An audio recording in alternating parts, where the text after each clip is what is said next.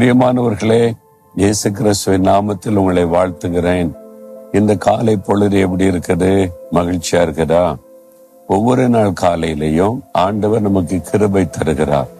அந்த நாளுக்குரிய புதிய கிருபை.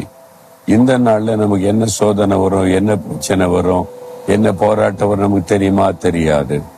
ஆனா இந்த நாளை நம்ம கடந்து போகணும். அதற்கு தேவனுடைய கிருபை அவசியம்.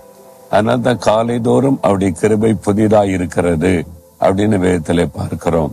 அப்ப தினமும் காலையில அவருடைய கிருபையை பெற்றுக்கொள்ளணும். நீங்க வேதத்தை தியானித்து ஜெபம் பண்ணி ஆண்டவரை துதித்து வேண்டுதல் செய்யும் போது அவருடைய கிருபை உங்களுக்கு உண்டாகும். சரி, இந்த நாள்ல ஆண்டவர் எனக்கு என்ன வசனம் வைத்திருக்கிறார் அப்படின்னு நினைக்கிறீங்களா? 143 சங்கீதம் 9வது வசனம். கர்த்தாவே, என் சத்துருக்களுக்கு என்னை தப்புவியும், உம்மை புகலிடமாக கொள்ளுகிறேன். வேத புஸ்தகத்துல நிறைய ஜபங்கள் எழுதப்பட்டிருக்கிறது. தேவ பிள்ளைகள் ஆண்டவரை நோக்கி பல சூழ்நிலையில ஜெபித்த ஜபம், அதெல்லாம் நமக்கு உதவியா இருப்பதற்கு. அப்போ இங்கே தாவீது என்ற பக்தன் சொல்றாரு, கர்த்தாவே, என் சத்துருக்களுக்கு என்னை தப்புவியும். நீங்க தான் எனக்கு புகலிடம், பாதுகாப்பு, அடைக்கலம் எல்லாமே. எனக்கு சத்துருக்கள் இருக்கிறாங்க, தப்புவியும் என்பதாய். நமக்கு கூட சத்துருக்கள் இருக்காங்கல்ல.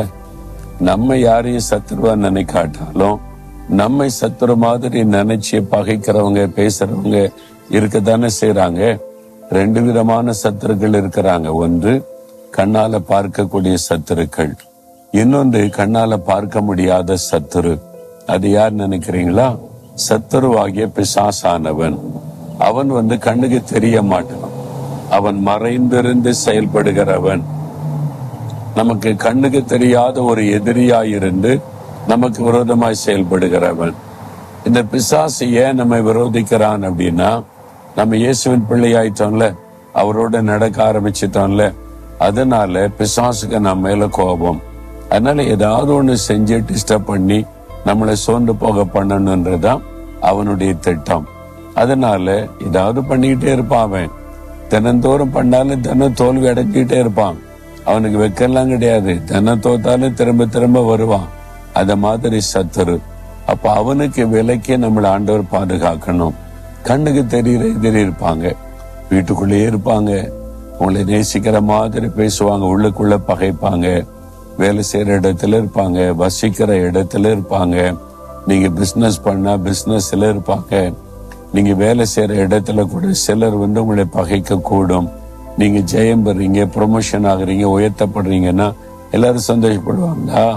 பொறாமையினால பகைக்கிறவங்களும் இருப்பாங்க. அதே மாத்திரம் ஊழியம் செஞ்சா இன்னும் நிறைய இருப்பாங்க. அப்போ அவங்க சில தந்திரமான காரியத்தெல்லாம் கூட செய்யக்கூடும். நமக்கு தீங்கு செய்ய, நம்ம முடக்கி விட செய்யக்கூடும். அப்போ அவங்களுக்கு விலைக்கு தேவன் நம்மை பாதுகாக்கணும். சத்துருக்கு விலைக்கு என்னை பாதுகாத்து கொள்ளும். அப்போ எந்த மாதிரி சத்துரு, எந்த விதமான ஆபத்து வரும்னு நமக்கு தெரியாது, ஆனா ஆண்டவருக்கு தெரியும். நீங்க தினமும் ஆண்டவரை பார்த்து, ஆண்டவரை இத்தனை நாள் முழுவதும் என்னை காத்து கொள்ளுங்க, என்னுடைய சத்துரு எனக்கு என்ன கண்ணி வச்சிருக்கிறான், எனக்கு என்ன மாதிரி பிரச்சனை வச்சிருக்கிறான்னு எனக்கு தெரியாது, ஆனா நீங்க அவனுக்கு விலைக்கு என்னை காத்து கொள்ளணும் அப்படின்னு ஜெபம் பண்ணிட்டீங்கன்னு வைங்களேன், சத்தனுடைய எந்த தந்திரமும் பலிக்காது. அது மனுஷர்களா இருந்தாலும் பிசாசா இருந்தாலும் எதுவும் உங்களை பாதிக்காது. ஆண்டவருடைய கிருபையின் கரம் பாதுகாத்து நடத்தும்.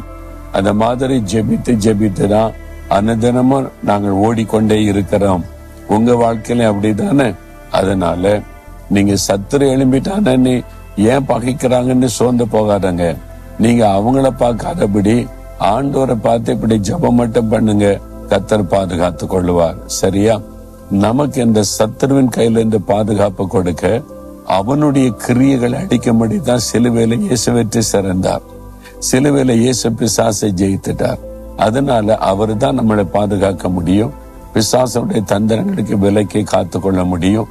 அவனுடைய கிரியைகளை முடக்க முடியும்.